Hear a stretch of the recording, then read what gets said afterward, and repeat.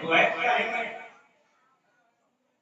यहाँ पर सीता और राम जी देखने में दो दिखाई देते हैं, लेकिन वास्तव में दोनों एक ही है। किस तरह से एक है? मन माया दो एक है, माया मन समाय। तीन लोग संशय पड़े, काई कहो समझाए। माया मनों में समाई है, मौन माया से भिन्न नहीं है। अरे मिट्टी का दो को मूर्ति बना दीजिए, वो औरत का, अरे वो मर्द का। देखने में दो रूप दिखाई देता है, तो दोनों एक है, वस्तुतः भिन्न है। 5 तत्वों से पुरुष का भी शरीर बना है, 5 तत्वों से औरत का भी शरीर बना है। तत्वतः एक है, वस्तुतः भिन्न है। उसी तरह से सीताराम जी तो तत्वतः नहीं कहेंगे, सीताराम जी को तत्वतः कहेंगे। सीताराम जी तत्वतः एक है, तत्वतः भिन्न है। तत्व माने प्रकाश, ज्योति। उन लोगों का भी शरीर है, लेकिन कैसा शरीर है? ज्योति का शरीर है। तत्वतः कहेंगे, तत्वतः भिन्न है। दोनों ज्योतिये है। दोनों जब ज्योतिये है तो ज्योति एक ही है, दो रूप बना हुआ है। तब कहने में भिन्न है, वास्तव में दोनों अभिन्न है। सीता जी और राम जी में कोई भेद नहीं है। वही महाराज जी सतराम बाबा कहते हैं कि प्राणी रामे नाम विचारो, राम नाम का विचार कीजिए। यहाँ सीताराम जी का विचार है। राम नाम की विभूति है सीताराम, देखने में दो है, लेकिन जब विचार किया गया तो दोनों एक है। वह जीव है कि निर्जीव है, अब इसको विचार कीजिए। पार ब्रह्म के मन के रूप है, पार ब्रह्म की इच्छा के रूप है। मौन माया दो एक है, मौन जीव नहीं है, इच्छा जीव नहीं है, लेकिन जीव से भिन्न भी नहीं है।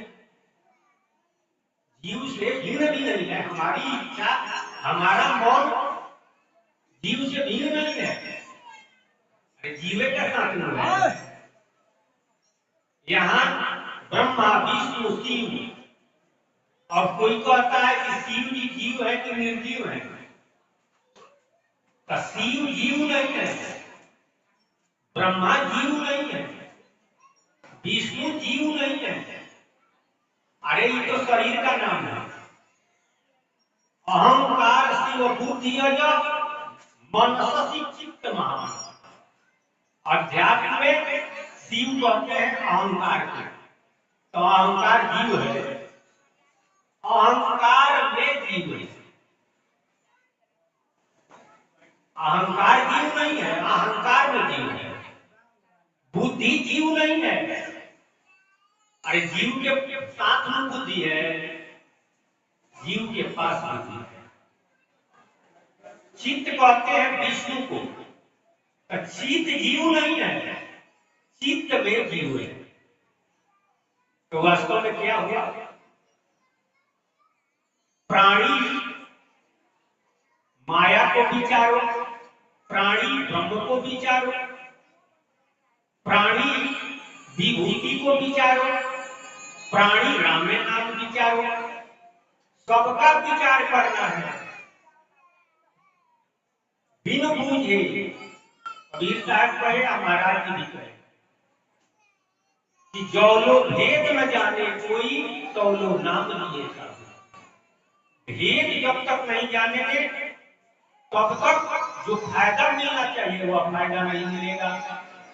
तब भेद जनाएगा कौन?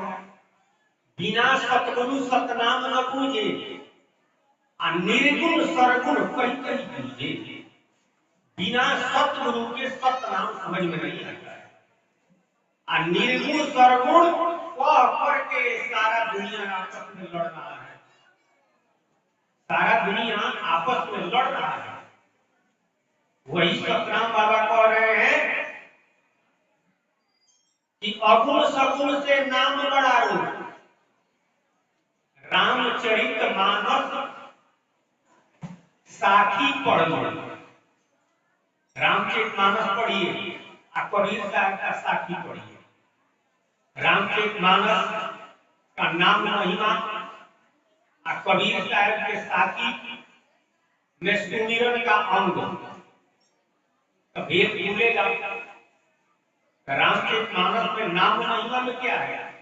गोसाई जी कहते हैं कि निर्गुण सरगुण से नाम बड़ा है,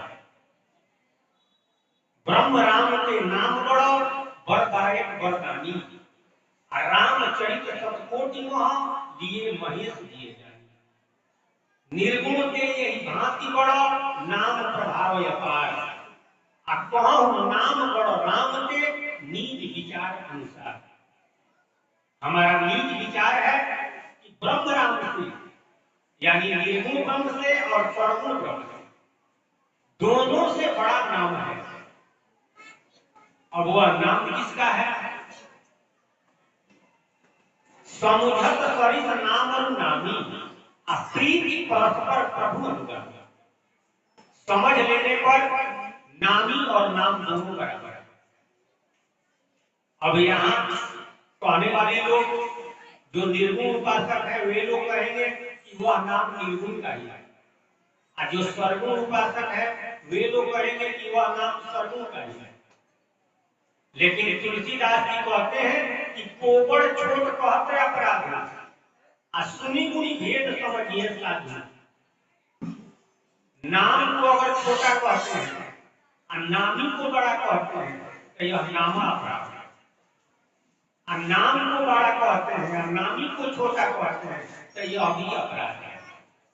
तो अगर निर्गुण का ही नाम होता, सरगुण का ही नाम होता, तो तुलसीदास जी नहीं कहते, क्योंकि उनको अपराध लगता। इसका मतलब है कि वह राम नाम जिसके बारे में वो कहते हैं वह नाम न निर्गुण का है न सरगुण का है। तो तुलसीदास जी तो नाम का व्याख्या किए हैं, लेकिन नामी का व्याख्या नहीं, खाली एगो इशारा कर दिए। ये समझ लीजिए, प्रौढ़ सुजन जन जान ही जननी कहो प्रतीक प्रीति रुचि मन की। गोसाई जी ने कहा कि इस बात को वही बुझेगा जो प्रौढ़ होगा, यानी सत्संग में सियान होगा। प्रौढ़ सुजन सुंदर लड़का, ज्ञान ही जनकी। गोसाई जी कहते हैं कि हम भगवान के जन हैं, सेवक हैं, लेकिन हमारी बात कौन बुझेगा? जो प्रभु का सेवक होगा, जन होगा और सत्संग में होशियार होगा। कहो प्रतीक प्रीति रुचि मन की। हमको जिस पर विश्वास है, जिससे प्रेम है, जो हमको रुचता है वह कहता हूं, लेकिन बूझेगा वही, दूसरा नहीं बूझेगा। क्या नहीं बूझेगा? कि यह राम नाम निर्गुण का नहीं है, सरगुण का नहीं है। निर्गुण सरगुण से परे पार ब्रह्म सतराम जी का है। माया ब्रह्म जीव भव सागर, पार ब्रह्म भव पारो। माया ब्रह्म जीव तीनों भव सागर में है, अब पार ब्रह्म भव सागर से पार है। तो अगर माया का हम ध्यान करते हैं तो भव सागर में रहेंगे, ब्रह्म का ध्यान करते हैं तो भव सागर में रहेंगे, जीव का ध्यान करते हैं तो भवसागर में रहेंगे।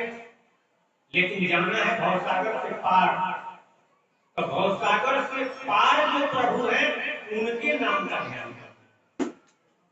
वास्तव में उन्हीं का नाम राम है, दूसरे का नाम राम नहीं है, रूप का नाम राम नहीं है, पार ब्रह्म के रूप का नाम राम नहीं है। पार ब्रह्म के रूप का भी नाम राम है, लेकिन कौन? वर्णात्मक राम नाम पार ब्रह्म के रूप का नाम है। ध्वनियात्मक राम नाम पार ब्रह्म के स्वरूप का नाम है। तो वर्णात्मक के ध्यान से भी फायदा है। संसार में, लोक में, जगत योनि में, इस संसार में आप सुखी रहेंगे वर्णात्मक ध्यान से। पार ब्रह्म के पास जाने के लिए ध्वनियात्मक की आवश्यकता है। तो दोनों एक साथ करिए, लोक भी बने और प्रभु का लोक भी मिले, यानी भवसागर से भी पार हम चले जाएंगे। तो 17 वाला उपाय बताया, हिय निर्गुण नैनम सर्वगुण वचन स्वांत से राम। नाद शब्द श्रवण करे तो यही संत का काम। संत का काम क्या है?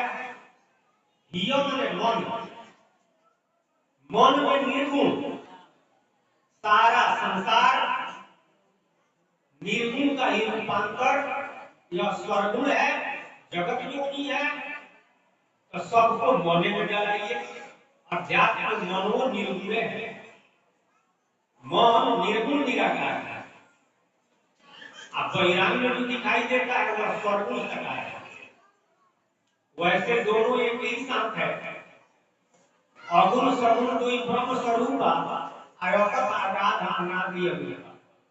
तुलसीदास जी कहे कि निर्गुण और स्वरगुण दोनों एक साथ है, लेकिन कहा नहीं जा सकता है। बूझना बड़ी